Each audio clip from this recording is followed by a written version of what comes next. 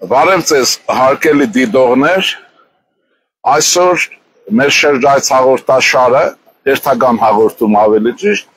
որոշակի յուրահատկություն ունի։ Տվյալ պահի մենք գտնվում ենք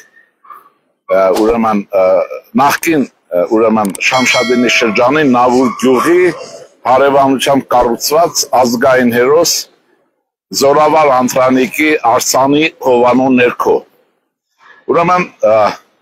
հովանի ներքո ասեցի, իհարկե արձանի հարաբերությամբ իրականում մենք հովանու ներքո ենք, բայց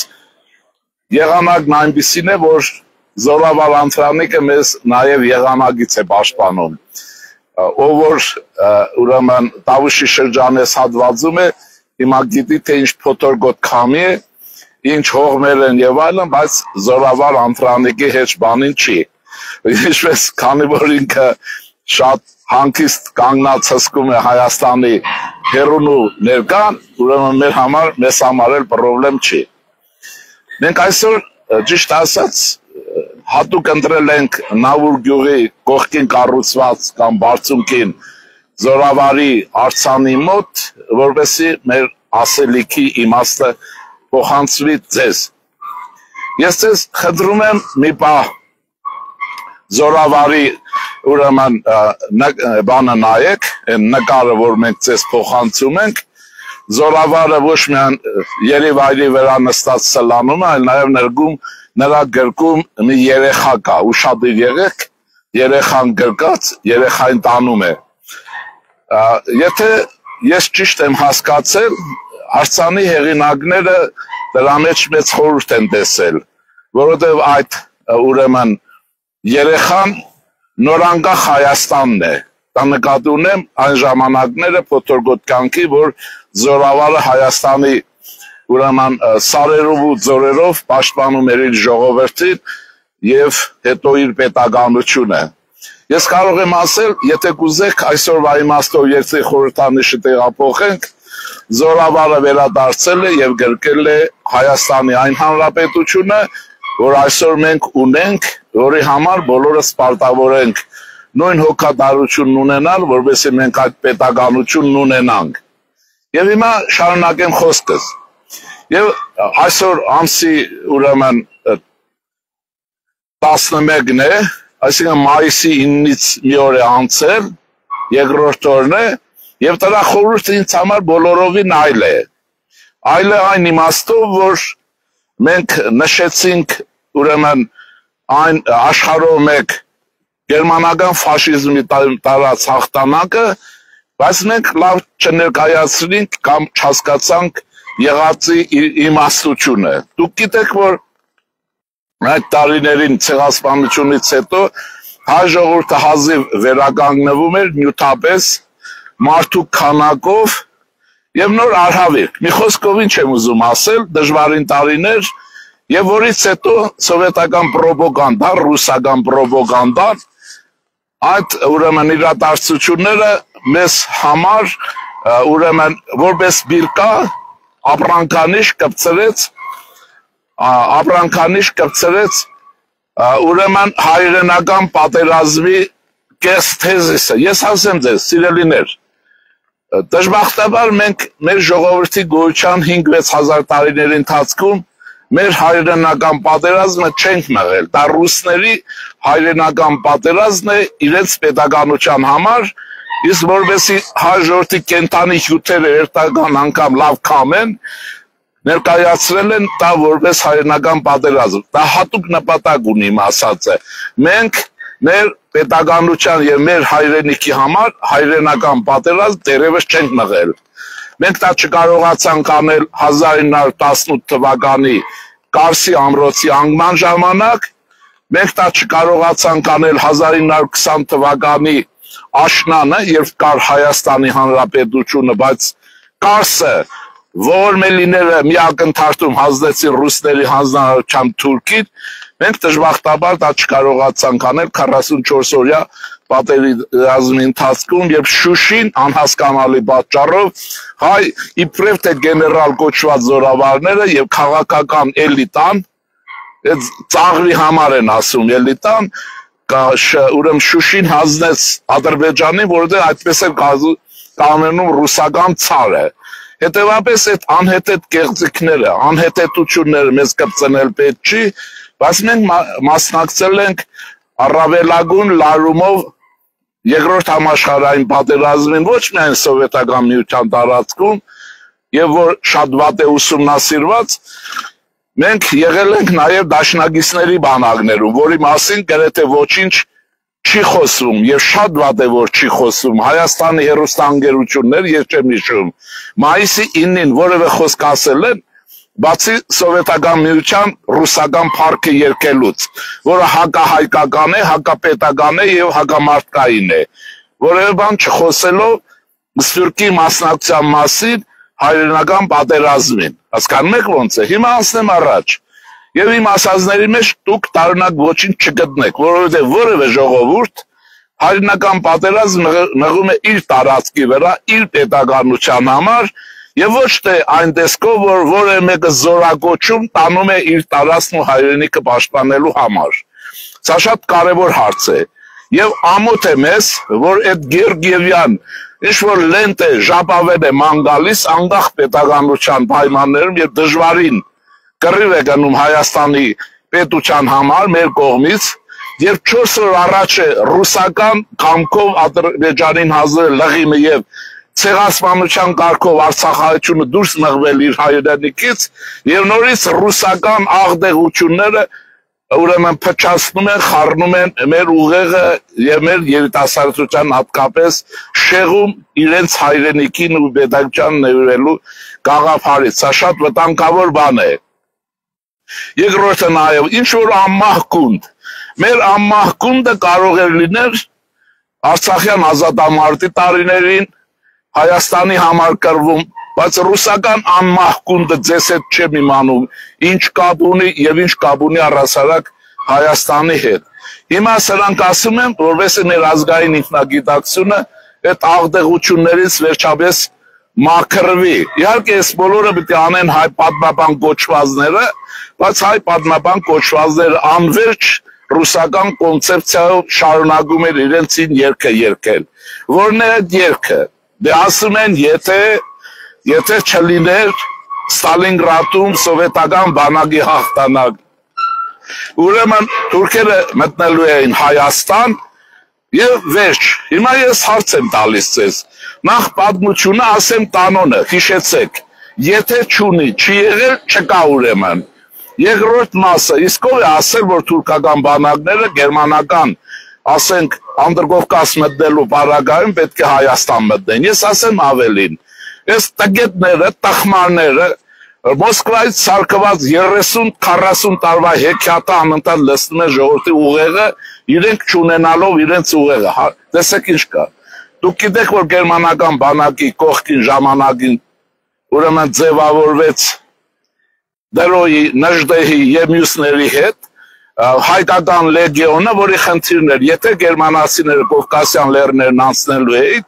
գերմանական բանակի հետ միասին Հայաստանում բարեկություն պետք է աներ հայկական լեգիոնը։ Եվ ասեմ սրբապղծությունը չի կարելի լինել իբրև թե նժդեհական եւ նժդեհի հիմնական գործը անտեսել։ Դուք գիտեք, որ լեգիոնը ստեղծվել է Դրոյի, Նժդեհի եւ մյուսների ջանքերով։ Էլի ասեմ, ուրեմն այդ անհետեցություններով անընդհատ շարունակում են ինչի համար, որտեղ այսօր Հայաստան արտաքին քաղաքական ուղեկցի ճշգրտման հարց ունի, մեր անվտանգության հարց ունի, նորից Իմբոբոն վերադառնում է ճիվաղ ռուսական իրականություն եւ նույն խապկանքների մեջ։ Ուրեմն սրանք հիշեցեք։ Հիմա կոնկրետ ասեմ, որ դա ինչու մեր հայրենական պատերազմը չէր, որտեղ մեր երկրում տեղի չի ունեցել, Աստված չանի որ լիներ, որովհետև մեր երկիրը պաշտպանելու նպատակ չի եղել, այլ եղել է ԽՍՀՄ պաշտպանելու նպատակ, դրանք տարբեր բաներ են, որովհետև եթե հիմա ասել եմ հետևյալը, եթե դա մեր հայրենական պատերազմն էր, Արցախ այսօր պիտի լիներ Հայաստանի Հանրապետության կազմի մեջ։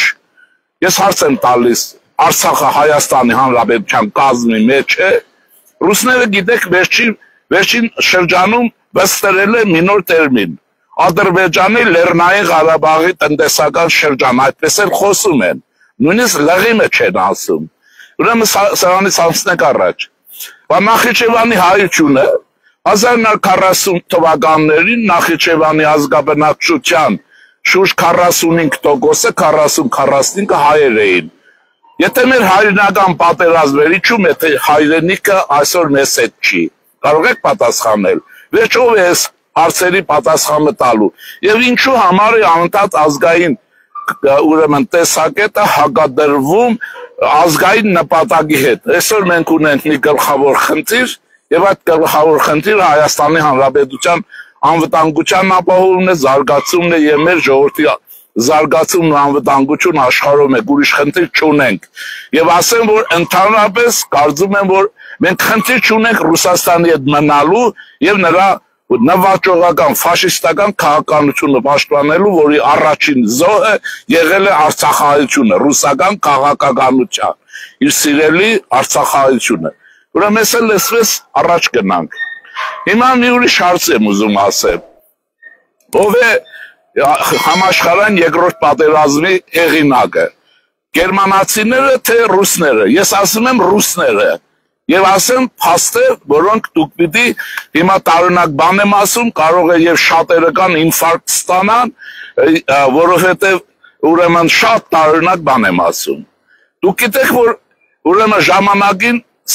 կամ եթե չգիտեք, ձեզ ասում եմ, որ Տրոցկին հռչակեց համաշխարհային հեղափոխության, համաշխարհային տիրապետության կարգախոսը։ Լենինը դա շատ տարածեց, մի խոսքով ԽՍՀՄ եւ այլն եւ այլն։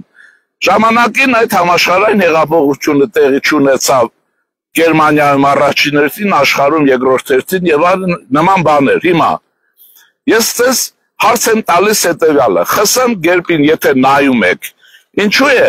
գերբի վրա աստղը, ինչ է նշանակում այն աստղը 5 աստղանի, որը դուք չգիտեմ ինչու սրբության որպես սրբոց պահում եք։ Գիտեք դրա իմաստը։ Ըստ ռուսների տեսակետի իրենք պետք է բոլշևիկյան համաշխարհային հեղափոխություն անեին կոմունիստական եւ աշխարհի 5 մայրցամաքները պետք է դառնային սովետական, այսինքն ռուսական տիրակալություն։ Այս է իմաստը։ Ես մեր բանակի հրամկազմին ուզում եմ հարց տալ, գլխավոր շտաբին։ Դուք ինչու եք մեր զինվորականների, ուսադիրներին եւ խորհրդանիշների վրա պահում ուրեմն 5 աստղը։ Որոշել եք աշխարհը նվաճել, հա, թե չեք հասկանում ինչ է։ Ինչի համար է, այս աստղը ասեցի, միանշանակ է, ռուսական տեսակետն է աշխարհում համաշխարհային հեղափոխություն անելու եւ Լենինի խոսքով ասած համաշխարհային սովետական ռեսպուբլիկա ստեղծելու։ Մեր գեներալները Շուշին չկարողացաք պահել, աշխարհն եք նվաճելու, հա։ Ուրեմն այս բոլորը պետք է մաքրվի եւ մենք պիտի ունենանք մեր ազգային իսկական պետականությունը։ Ով է սկսել առաջին համաշխարհային, երկրորդ համաշխարհային պատերազմը։ Գործողությունների իմաստով իհարկե հերթականությունը գիտեք։ Գերմանացիները հարձակվել են լեհերի վրա եւ իսկ ով է չաղացրել գերմանացիներին։ Ռուսները 32 թվականին ուրեմն Ռայխստագի ընտրությունների ժամանակ դա Վայմարյան Գերմանիան էր, այդ Գերմանիան ուրեմն ընտրություններ կատարեց նոյեմբերին եւ ընտրություններում առաջի տեղ դուրս եկավ Հիտլերի կուսակցությունը, երկրորդը սոցիալ-դեմոկրատները, երրորդը ուրեմն կոմունիստները, Թելմանի կուսակցությունը։ Հիմա տեսեք գումարման հարց եմ ասելու։ Մի քիչ հաշվապահ եղեք էլ ձեր կյանքում, հաշիվ սիրեք, ոչ թե պատկերավոր սուտ խոսակցություններին տրվեք։ Առաջի տեղը Հիտլերն էր 30 քանի տոկոսները հայտնի են հանրագիտարանները նայեք կգտնեք։ Ուրեմն երկրորդ տեղ ասեցի սոցիալ-դեմոկրատիան էր, երրորդը կոմունիստական կուսակցությունները։ Կային մանր-մոնր կուսակցություններ, նրանք դրվաբաղին դեր չէին խաղում։ Եթե ուրեմն սոցիալ-դեմոկրատները, որ սոցիալիստական էին, եւ հիմա են Շորցի կուսակցությունն է, եւ կոմունիստական կուսակցությունը, եթե իրար հետ միանային դաշինք ստեղծեին, Հայաստանում դուք միշտ ասում եք դաշինք ստեղծեք, այդ դաշինքը եթե լիներ, ուրեմն Հիտլերի կուսակցությունը կընկներ երկրորդ տեղ եւ ուրեմն Հիտլերը կասներ դառնալ չէր կարող, բայց ինչ պատահեց։ Մոսկվայից կոմունիստական կուսակցության արգելեցին սոցիալ-դեմոկրատների դաշինք կնքել եւ այստեղ Հիտլերը առաջի տեղ մնաց եւ անցավ կանցներ դարավ այս խարդավանքով, այնպես ինչպես այսօր փողոցի ռևանշիստներին, գողերին, գանձագողերին, մանկապիղծներին, երկիրը կողոպտածներին, Արցախը ադրբեջանցիներին, հանձնազերներին տեսնում եք ինչպես է փողոց շպրտել եւ ինչպես է օգտագործում Հայաստանի պետության դեմ։ Եվ դա Կրեմլն է, Մոսկվան է։ Հիմա ասեմ հետեւյալը, չէր կարասնեմ, որտեղ եղանակը շատ վատ է, բայց ոչ մեր տրամադրությունը։ Դուք տեղյակ եք, որ Վայմարյան Հանրապետության շրջանում, երբ արևմտյան պետություններն արկել էին Գերմանիային զինվել, ուրեմն գաղտնի կերպով սովետական միությունում ստեղծվել էին գործարաններ եւ ռազմական ուսումնարաններ, որտեղ գերմանացիները պատրաստում էին սպաներ, զինվում էին եւ այլն։ Հիմա տեղեր եմ ասելու, եթե գուցե մեզ այսպես լսողներ կան։ Ռիազանի տանգային ուսումնարանում սովետական Ռիազան քաղաքի գերմանացիներին հազված այդ ուսումնարանում ժամանակին սովորել է ուրեմն գեներալ գնդապետ Գուդերյանը, այն Գուդերյանը, որի տանկերը հասան մինչև Մոսկվա, տանկային ստրատեգիայի գիգանտը։ Եղավ Լուգանսկ քաղաքում ուրեմն ռազմաօդային ուժերի գերմանական ուսումնարանը կար, որտեղ սովորել է ժամանակին Գյորինգը, Հիտլերի օգնականը։ Ահա թե ձեզ ով է զինել Հիտլերին, ով է գերմանացիների կադրեր պատրաստել, ով է ուզեցել ուրիշ բաներ, ինչ էին ուզում ռուսները։ Ուզում էին Գերմանիային կարողանային հարձակվել տալ Անգլիայի վրա, Ֆրանսիայի եւ այլն, բայց պատմություն իրենց ուզածով չեղավ։ Մի խոսքով սրանք հարցեր են, որոնց մասին դուք պետք է լավ իմանաք եւ հարցը փակվի հետեւյալով։ Մենք պարտավոր ենք մեր պատմության ընթացքը լավ իմանանք, որովհետեւ այդ պատմության ընթացքով կարողանանք ուրեմն ճիշտ ճանապարհ գնանք, մեր պետականությունը վերականգնենք։ Այսպես ասեմ երևի, ասեմ նաև որ ուրեմն ռուսական ազդեցությունը իհարկե Հայաստանում ուժեղ է, բայց գերազանցված է, շատ է գերազանցված, իհարկե ուժեղ է, ու ագենտուրան լավ աշխատում է, որի ժամանակին հայերին զգուշացրեց, մեզ զգուշացրեց ժամանակին Խադարգովսկին 20 թվականի սեպտեմբերին, երբ իր կայքեջում հրապարակեց դոսի հոդվածը, ասելով, որ Հայաստանում ռուսական ագենտուրան ամեն ինչ ընդունակ է ռուսական եւ Հայաստանի պետությունը շատ նեղ վիճակում է լինելու։ Անուն ազգանուններ կան, ովքեր են, ինչ են եւ այլն։ Էս էլ էս է Ժողովուրդ ջան, հիմա ասելիքիս իմաստը հետեւյալն է։ Ուրեմն ինչ եք անում։ Որպես լուսաստղ դիտում եք Անտրանիկին, մեր ազգային հերոսներին եւ այդ հերոսներին նայելով շարժվում եք ճանապարհ։ Մնացածը ուրիշ տեղ կհանդիպենք, ուրիշ պարագաներում, որտեղ եղանակ շատ վատ է։ Բայց նորից հիշեցնեմ, Զորավար Անտրանիկի գրքին մի մանուկ է եւ այդ մանուկը մանուկ Հայաստանն է այն տարիներին, բայց այսօր այդ մանուկ Հայաստանը պետք է առնականանա եւ դառնա ան Հայաստանը, որը պետք է վերականգնի մեր արժանապատվությունը, մեր հպարտությունը եւ մեր պետականությունը։ Ստեսյուն ձեզ, ուրեմն բոլորիդ առաջարկում եմ, որպես ազգային միասնության ուխտ, բոլորդ մի բաժակ եք վերցնում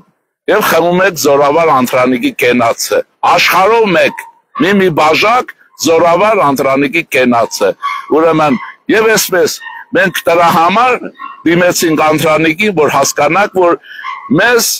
մենք արմյաշկեք չենք, մենք ստրուգներ չենք, մենք հզոր պետականություն ենք ունեցել եւ հզոր անհատականություններ, որի սիմվոլը տվյալ բառագայում Զորավարն է։ Ուրեմն Զորավարի սիմվոլով դեպի առաջագործական Հայաստան եւ դուք այս բառագայում լսեք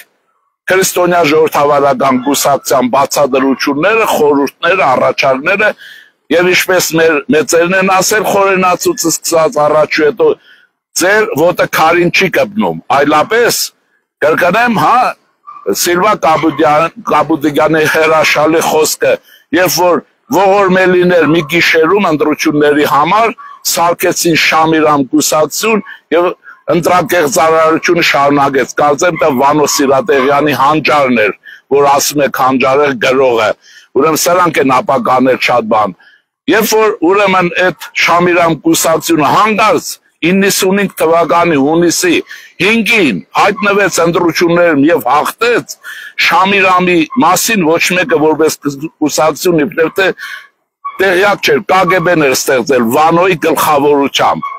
Վանոյի հատուկ ստրուկներին էլ եմ ասում, որ հերիք է ռեգլամեք, ապա կանողներն ովքեր են, եւ ինչ Սիլվա Կապուտիկյանը շշմել էր։ Միս ելույթի ժամանակ էսպես ասեց, ձեզ փոխանցում եմ, սրանով վերջացնում եմ։ Ոչ հայ ժողովուրդ, դու ունես Նյուարտ կամ Նվարդ, ինչ գործ ունես Շամիրամ այլասերվածների հետ, ինչ գործ ունես, կարող է բացատրես։ Հիմա ես ձեզ Սիլվա Կապուտիկյանի անունից ասում, առաջարկս Սիրիլ Նվարդիդ, թքած Շամիրամի վրա, եւ Շամիրամը հաջողություն Հայաստանում չի ունենալու, դա ռուսական իշխանությունն է, չի ունենալու, ինչքան է դժվար լինի։ Առայժմ զորավար ընտրանիկը ձեզ վկա։